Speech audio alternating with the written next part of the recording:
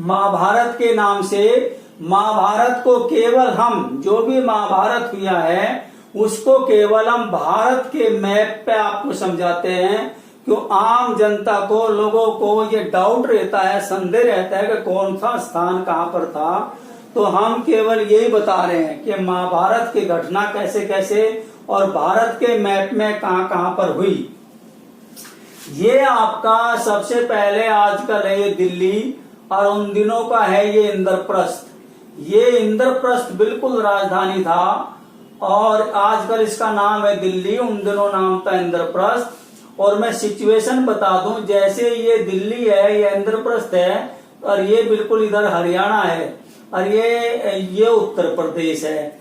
तो यहाँ जमुना बिल्कुल हरियाणा के साथ साथ दिल्ली के साथ साथ ऐसे चलती है। यहाँ पर मथुरा आ जाता है, यहाँ पर आगरा आ जाता है, जो हम बाद में बताएंगे। और ये दिल्ली के साथ साथ इस तरह से, और यहाँ पर छोटा सा फिर ये गंगा चलती है। ये गंगा जैसे यहाँ से चलती है, इस गंगा के किनारे यहाँ पर यहाँ देख रहे होंगे, गंगा के किनारे यहाँ पर है हस्तिनापुर। ये गंगा के किनारे है, ये गंगा है हस्तिनापुर, ये है जमुना। और अब इंद्रप्रस्थ पर हम आ गए, यही दिल्ली, यहाँ पर हस्तिनापुर है। और यहीं पर जो गंगा है, गंगा नाम की जो महिला है, शांतनु से जो शादी करती है, वो अपने 7 पुत्रों को यहीं पर बलि चढ़ा देती है और 8वां पुत्र भीष्म या देवदत्त वो बच जाता है। ये है गंगा, बिल्कुल यहीं पर है हस्तिनापुर। और ये है फिर दूसरी शादी जो करता है, ये जमुना है, वो सत्यवती है।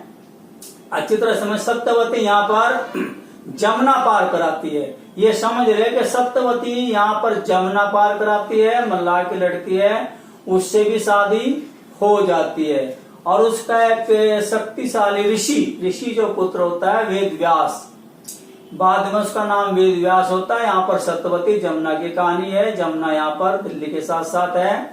अब हम आगे चलते हैं। ये जो उस समय का जो राज है, ये पूरा आजकल हरियाणा को लेकर के, ये कुरु जो राज था, ये इतना राज था, ये कुरु यहाँ से समझ ले कितना राज था। ये पूरा हरियाणा इस तरह से, और ये दिल्ली, हस्तिनापुर, ये कुरु था। और इस कुरु का भी भारत और पुरु को मिलाकर के, भारत और पुरु को मिलाकर के कुरु बना गया। और यहीं का इसका शहर बना कुरु और क्षेत्र उसको कहा गया कुरुक्षेत्र यहीं पर जमुना के किनारे है, हरियाणा की साइड में। यह व्यापारिक केंद्र था उस समय, बहुत बड़ा कारोबार का केंद्र था। यानी ये पूरा कुरु राज था उस समय का। और इस समय के इस साइड का ये जो था, ये जो राज था, इसका मत्स्य राज का नाम था। और यहाँ पर था इसकी राजधानी विराटनगर यहाँ था। जो गाय छुड़ाने की जो कहानी आती है विराटनगर की, वो यहाँ पर था। अब हम इस साइड में और चलते हैं आगे, जो कहानियां आगे चलते हैं। ये काशी का राज था उस समय, जो हम कहते हैं काशी नरेश, काशी का राज था। और काशी का जो राज था, यहीं की एक जो यहाँ पर दुष्यंत और शकुंतला के पुत्र थे भरत। दुष्यंत और शकुंतला के जो पुत्र थे भरत, महाभारत होने से पहले, वो यहीं पर, उनकी जो पत्नी थी उसकी भरत की, वो काशी की थी।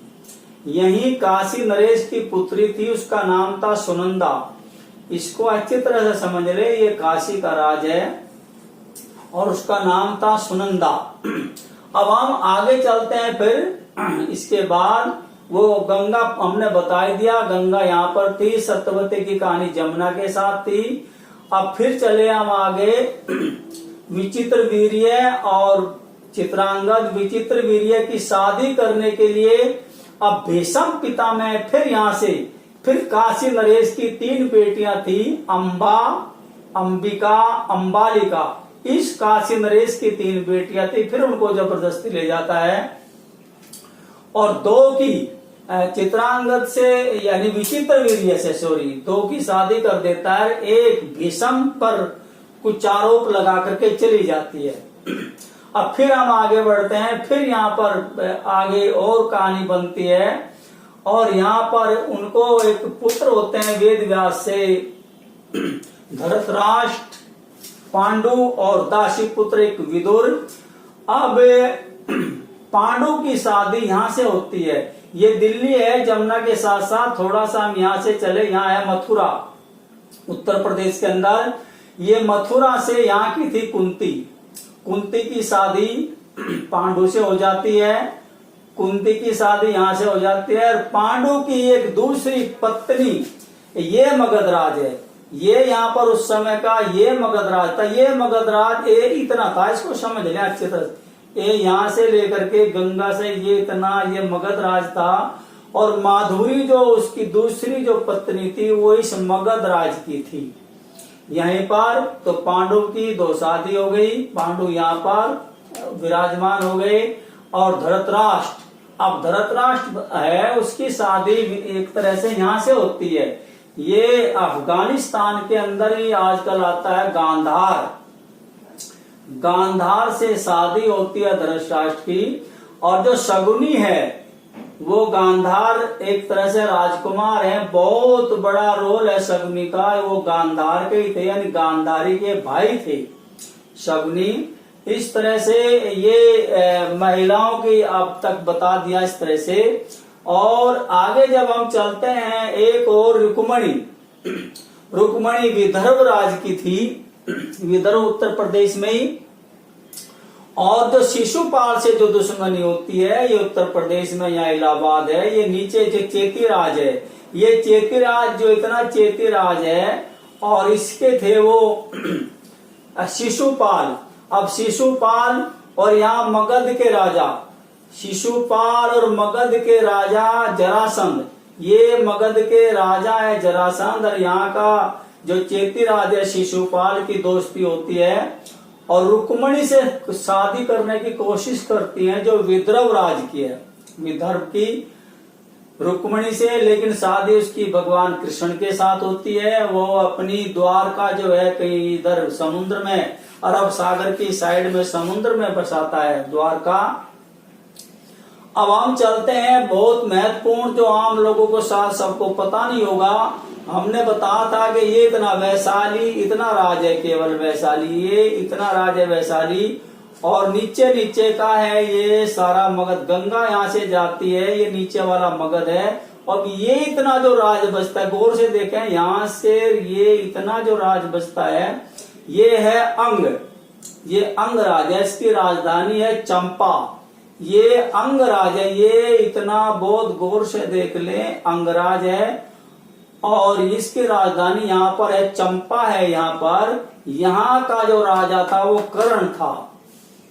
महाभारत में कर्ण को कहा गया अंगराज। यहीं पर वो अंग का प्रदेश था, छोटा सा हिस्सा, और चंपा उसकी राजधानी है। तो कर्ण की एक तरह से ये रियासत थी, यहाँ पर कर्ण था। अब शिक्षा की ओर बात चलते हैं। केदारखंड के नाम से जो जाना जाता है, लगभग यहाँ पर शिक्षा द्रोण के उसकी शिक्षा देते हैं उनको। अब आगे हम चलते हैं, भगवान कृष्ण की जो शिक्षा होती है वो यहाँ पर है उज्जैन नगरी। ये मध्य प्रदेश है, मध्य प्रदेश का हिस्सा गुजरात की साइड से है। ये गुजरात है, ये मध्य प्रदेश है। और ये है अवंतिका यानी उज्जैन। उज्जैन में जो भगवान कृष्ण जी और बलराम और उनके के जो साथी थे उनकी भी यहीं पर शिक्षा होती है तीनों की। उनके जो साथी थे जिन्होंने चने खा लिए थे वो, तो यहाँ पर यानी बलराम और भगवान कृष्ण, यहाँ पर उनकी शिक्षा होती है। अब हम आगे और चलते हैं, यहाँ पर परशुराम। अब कर्ण को जो शिक्षा देता था परशुराम, परशुराम का एरिया दिल्ली से ऐसे बिल्कुल यहाँ पर थोड़ा सा ये पूरा एक तरह से बड़ौद का एरिया या बागपत। और यहीं पर एक महादेवपुरा गांव है, यानी बलेनी महादेवपुरा, ये सारे गांव यहीं पर है। यहीं पर परशुराम का गढ़ था, महादेवपुरा में, बलेनी में। और परशुराम ने यही बागपत में तपस्या करी थी अपनी माता को जिंदा करने के लिए, शिव जी की तपस्या।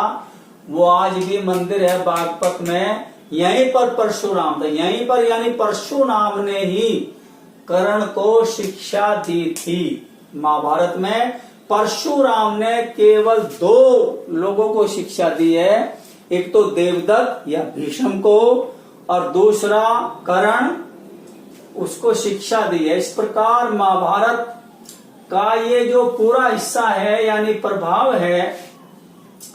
अब यहाँ पर मैंने हस्तिनापुर बताया था, हस्तिनापुर के ऊपर ये है पांचाल। ये पांचाल रियासत थी उस समय, पांचाल प्रदेश था, और द्रौपदी या पांचाली यहीं पर थी। यहीं पर पांचाली या द्रौपदी का स्वयंवर हुआ था, जो अर्जुन से शादी हुई थी, और 5 पांडव बाद में हो गया।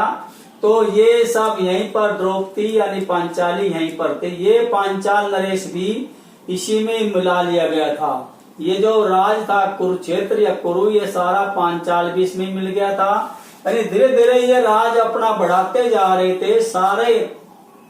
और कृष्ण की मैंने बताया कि यहाँ पर द्वारका थी, द्वारका में भगवान कृष्ण थे। इस रियासत का नाम शूरसेन था। और जरासंध भी, ये जो मगध का राजा था, जरासंध भी इस पर आक्रमण कर रहा था। तो इस प्रकार से ये मथुरा की रियासत थी। और रियासत के हिसाब से यानी भारत के मैप के हिसाब से मैंने समझा कि किसकी शिक्षा कहाँ पर हुई और कौन कहाँ पर था। और जो मेन लड़ाई है वो कुरुक्षेत्र में यहीं पर हुई है। ये आजकल कुरुक्षेत्र बिल्कुल जमुना के किनारे यानी हरियाणा में पड़ता है, और यहीं पर मेन लड़ाई हुई है, और यहीं पर उनकी राजधानी थी। और उस समय जो दिल्ली हम बार बार कह रहे हैं, उस समय राजधानी थी। उस समय यानी जो पुराना किला है आज का, जो आज का पुराना किला है, वो उस समय यानी पांडवों का बिल्कुल स्थान था। और लड़ाई जीतने के बाद भी वो दिल्ली के इस पुराने किले में आए, राजधानी बनाया, और यहीं पर ऐशो आराम ठाट बाट पूरे देश का यानी इस पूरे जितने भी थे जीत करके शासन चलाया। और फिर उनको एक सपना दिखाई दिया कि बहुत बड़ी आपत्ति आने वाली है, तो इंद्रप्रस्थ को छोड़ करके फिर यहाँ हस्तिनापुर चले गए। वो सब पांचों भाई। तो इस प्रकार से मैप के हिसाब से समझाया। और महाभारत में जो लड़ाई हुई थी, एक तरफ पांडव बिल्कुल और भगवान कृष्ण और पांडव एक साथ थे, और दूसरी तरफ यानी ये जरासंध भी उनके साथ था, इसका मगध का, और ये शिशुपाल भी उनके साथ था। इस तरह से ये कई राजा उनके साथ मिलते जा रहे थे। और उन्होंने यानी अश्वत्थामा को भी अपनी साइड में मिला लिया था, और गांधार की भी सेना उनके साथ आ गई थी। इस प्रकार से भारत के मैप के हिसाब से जितना समझाया, दिल्ली जिसे इंद्रप्रस्थ, और इंद्रप्रस्थ के पास में ही, इस दिल्ली के पास में ही यहाँ पर महाभारत का ही एक छोटा सा पोर्शन उत्तर प्रदेश की साइड में ये यहीं पर है एक बरनावा। और यही बरनावे में एक 2 नदी बहती है यहाँ पर, एक हिंडन है, कृष्णा है। यहीं पर दिल्ली के पास बरनावा है, और बरनावे के पास कृष्णा और हिंडन 2 नदी है। यहीं पर मामा शकुनी और दुर्योधन ने लाक्षागृह तैयार करवा था पांडवों का अंत करने के लिए। यहीं पर जो लाक्षागृह है ये बिल्कुल बड़ौद के ही पास है, बरनावा। और जहाँ लाक्षागृह है आज भी उसके खंडर हैं। एक नदी उसके इस साइड में बहती है, एक नदी इस साइड में बहती है, दोनों के बीच में यहीं पर लाक्षागृह था, बड़ौद के पास में बरनावा, जहाँ मामा शकुनी ने पूरी रचना की थी कि पांडवों का अंत हो जाए। ये महाभारत के बारे में हमने बताया। इस तरह से महाभारत की कई बातें हैं। महाभारत में एक तलवार और भाले का भी प्रयोग किया गया है, लेकिन लोहा जो बना गया, लोहे का आविष्कार 6वीं शताब्दी ईस्वी पूर्व हुआ। लोहे का आविष्कार 6वीं शताब्दी ईस्वी पूर्व हुआ। इसलिए पता नहीं क्यों लोहे का इस्तेमाल करा, तलवार कर भाले का, ये तो पता नहीं। बस महाभारत के बारे में इतना ही। वो ये उद्देश्य है कि आप समझें, इसके नॉलेज को लें और इसको कुछ शिक्षा ग्रहण करें। बस इतना ही महाभारत के बारे में। धन्यवाद।